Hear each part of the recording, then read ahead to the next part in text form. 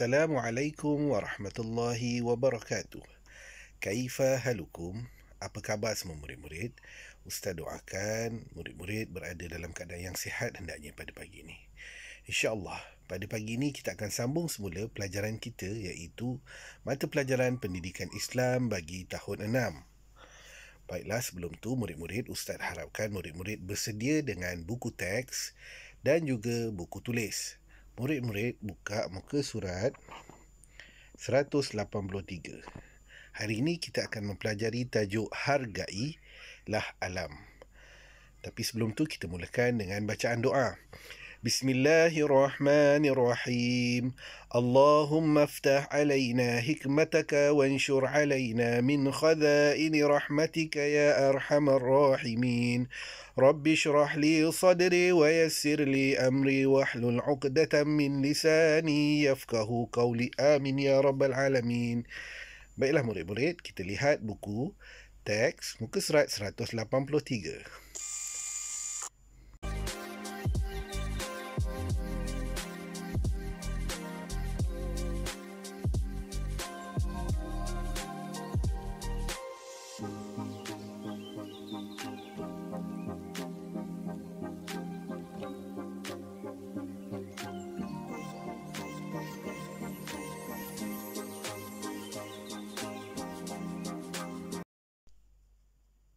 Baiklah, tentu murid-murid telah perhatikan apa yang Ustaz tayangkan tadi.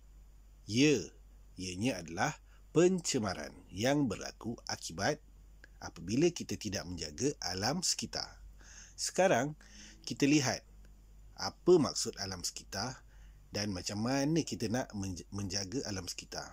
Baiklah, perhatikan yang pertama, alam sekitar ialah semua sumber alam ciptaan Allah seperti sungai, lautan, tumbuh-tumbuhan, udara dan sebagainya.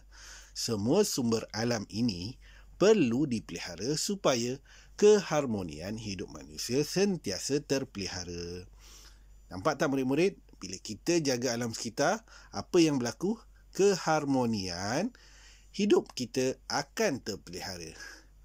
Apakah perasaan kamu apabila melihat situasi seperti ini? Tengok, mereka menjaga alam sekitar. Susah kan nak jaga alam sekitar? Tapi kita senang-senang je buang merata-rata sampah, tak menjaga alam sekitar. Jom kita lihat muka surat 184 pula. Baiklah, kita lihat muka surat 184. Adab terhadap alam sekitar. Baiklah murid-murid, kita dah lihat tadi apa maksud alam sekitar. Sekarang kita lihat apa yang perlu kita buat. Adab kita terhadap alam sekitar yang Allah ciptakan pada kita. Yang pertama kita lihat, mengawal aktiviti pelepasan asap daripada kilang atau kenderaan yang mengandungi bahan kimia berbahaya seperti menggunakan alat kawalan pencemaran udara. Kita lihat, nampak tak kilang tu? Asap dia sangat bahaya pada alam sekitar. Okey, sekarang kita lihat yang kedua. Macam mana yang kita nak kawal tadi? Kita kena kawal aktiviti pelepasan asap tadi tu. Yang kedua, menguruskan aktiviti pembuangan sampah, sisa toksik dan pepejal secara sistematik dan terkawal seperti pungutan sampah dan sisa bahan kimia secara berkala. Kita kena jaga macam mana? Yang pertama tadi, pengawalan asap. Kita kawal pelepasan asap di udara, terutamanya pada kilang dan kenderaan. Sebab tu kalau kita lihat sekarang, ada kenderaan yang dipanggil hybrid. Dia menggunakan bateri. Dia tak gunakan petrol dan tak ada bakar. Bahan bakar dia tak ada, kemudian dia tak mengeluarkan asap. Itu adalah dipanggil sebagai menjaga ekosistem. Okey, sekarang kita lihat yang kedua tadi, menguruskan aktiviti pembuangan sampah. Tentu murid-murid perhatikan, kita dekat rumah, kita ada sisa sampah yang kita buang, kemudian kita letak dalam tong sampah. Kita tak boleh buang dalam sungai sebab itu boleh menyebabkan pencemaran air. Okey, sekarang kita buka Muka surat 185. Muka surat 185, kita tengok. Seterusnya, mengawal aktiviti penebangan pokok supaya dilakukan secara terancang dan terkawal. Ya, betul, kita memerlukan pokok untuk membuat perabot ataupun alatan-alatan yang menggunakan kayu. Akan tetapi, kita kena jaga alam sekitar supaya kita tidak tebang secara suka hati tanpa kita mengawal. Kalau kita tak kawal, apa akan berlaku, murid-murid? Nescaya kita punya alam ni, kita punya alam sekitar akan jadi panas. Sebab tu kalau kita pernah dengar pemanasan global, antaranya banyak pokok-pokok ditebang sesuka hati tanpa memikirkan kesan jangka panjangnya. Jadi kita lihat seterusnya, apakah kepentingan kita belajar adab terhadap alam sekitar? Baiklah, yang pertama, kita dapat menikmati udara yang segar. Kalau kita ada pokok yang banyak, kita tak tebang, apa yang kita boleh dapat? Kita boleh menikmati udara yang segar. Betul tak? Kalau tak, kita hidulah asap. Kalau tak jaga alam sekitar, akan teruk. Yang kedua, menjamin kesejahteraan dan kesihatan.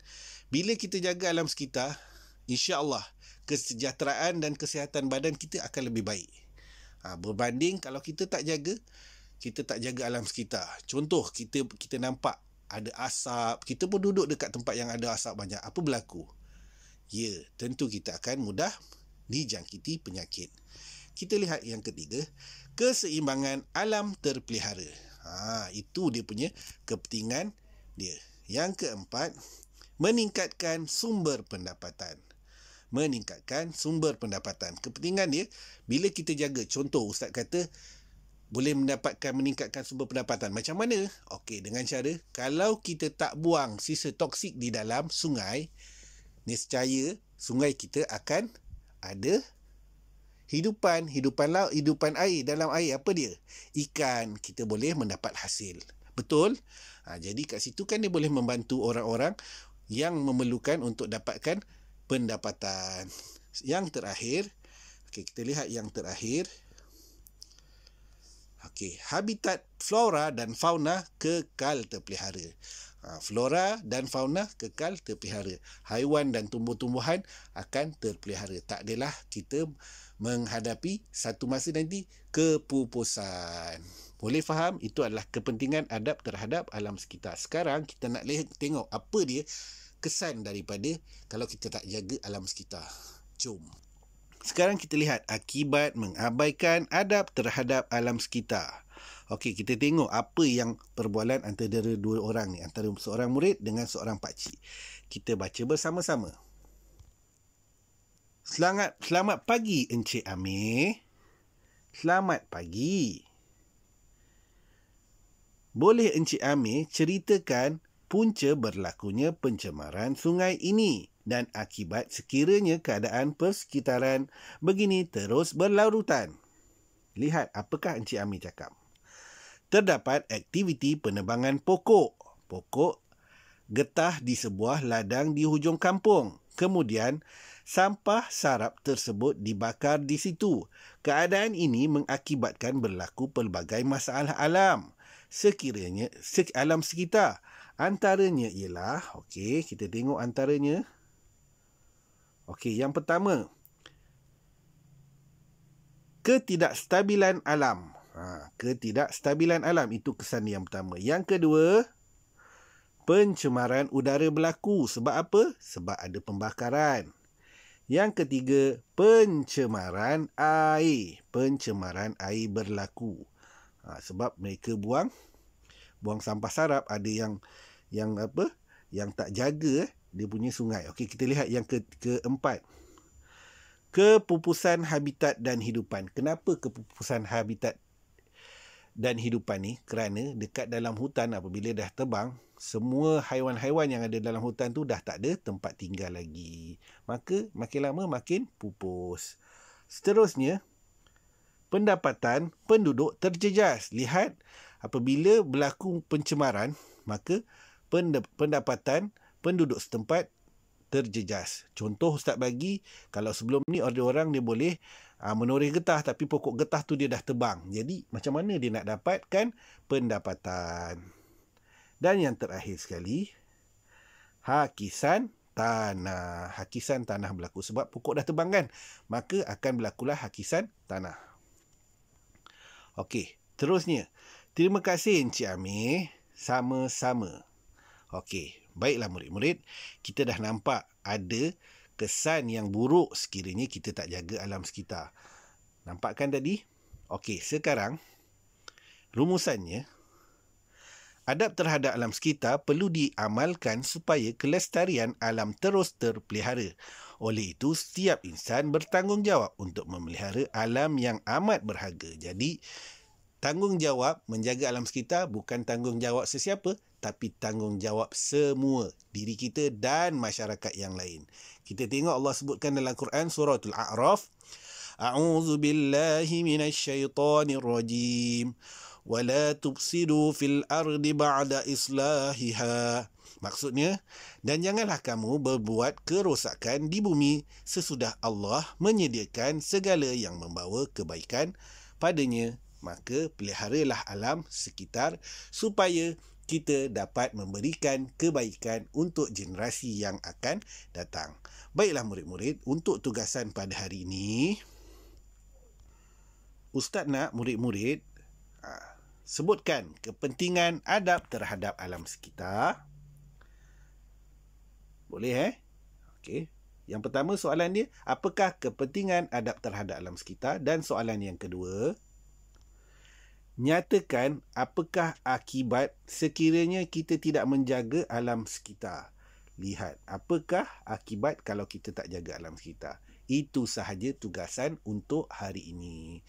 Sekiranya murid-murid ada pertanyaan atau persoalan ataupun masalah, bolehlah berhubung terus dengan Ustaz.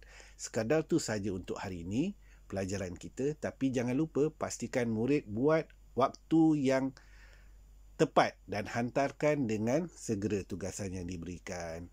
Sehingga kita bertemu lagi. Wabillahi taufik wal hidayah. Wassalamualaikum warahmatullahi wabarakatuh. Jangan lupa jaga alam sekitar.